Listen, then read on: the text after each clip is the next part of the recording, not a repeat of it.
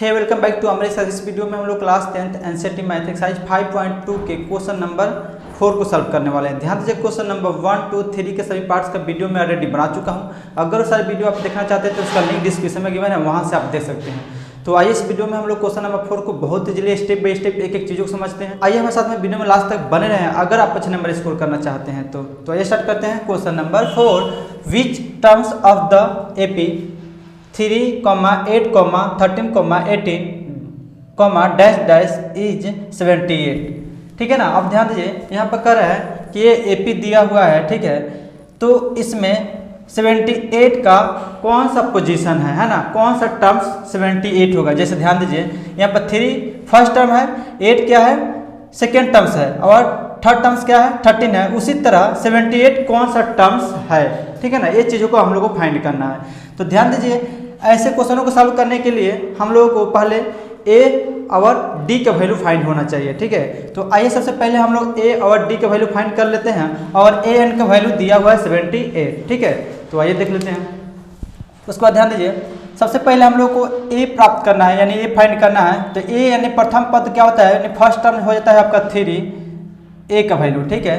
उसके बाद आपको कॉमन डिफरेंस फाइंड करना है। तो कॉमन डिफरेंस फाइंड करने के लिए क्या करना होता है, यानी सेकेंड टर्म से फर्स्ट टर्म को माइनस करना होता है। यानी डी इक्वल टू क्या हो जाएगा, common difference equal to A2 minus A1। Clear. अब ध्यान दीजिए, डी इक्वल टू क्या हो जाएगा, A2 माइनस A1, यानी 8 लिखना है आपको माइनस 3। तो डी इक्वल टू क्या मिलेगा, तो 5 मिलेगा।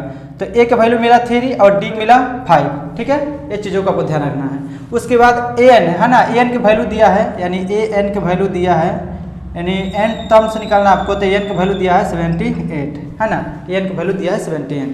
तो एन फाइंड करने के लिए एक फार्मूला होता है, उस फार्मूला को मैं यहाँ पर लिखता हूँ, यानी A N equal to A plus N minus 1 into D. अब ध्यान दीजिए, इस फार्मूला से आप क्वेश्चन को सॉल्व कर सकते हैं, ठीक है।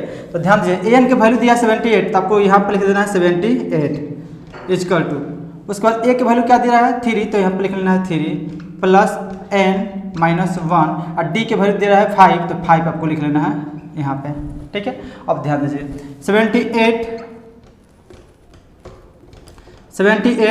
इक्वल टू 3 प्लस, अब ध्यान दीजिए 5 से ब्रैकेट्स के अंदर जो है सबसे मल्टीप्लाई कर लेना है। तो 5 में एन से मल्टीप्लाई कीजिएगा, 5 एन से मल्टीप्लाई कीजिएगा तो 5 एन हो जाएगा, और 1 से माइनस 1 से 5 में इंटू कीजिएगा तो माइनस का 5 हो जाएगा। क्लियर, इतना समझ में आ रहा है। अब ध्यान दीजिए, 78 इधर रहेगा ही, उसके बाद 3 आया माइनस 5 है, माइनस 5 में से 3 जाएगा तो क्या मिलेगा, तो माइनस का 2 प्लस का 5x मिलेगा। अब ध्यान दीजिए, माइनस का 2 है ना, तो इसको इक्वल टू पहले ले लीजिए, क्योंकि इसमें तो प्लस नहीं कर पाएंगे, तो इक्वल टू पढ़ लेते हैं। तो इधर माइनस में, तो इधर प्लस में 2 हो जाएगा, इक्वल टू का 5x।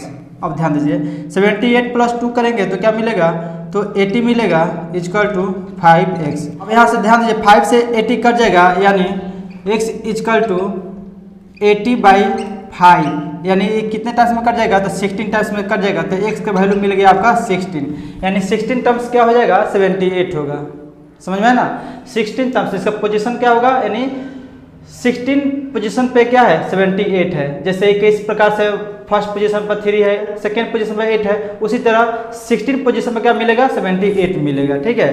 तो ये आपका हो गया आंसर। इस तरह से आपको क्वेश्चन को सॉल्व करना था, ठीक है। अब इसमें आपको कहीं डाउट हो तो कमेंट सेक्शन में कमेंट कर सकते हैं। वीडियो अच्छी लगे तो लाइक सब्सक्राइब शेयर करना ना भूलें। Thank you.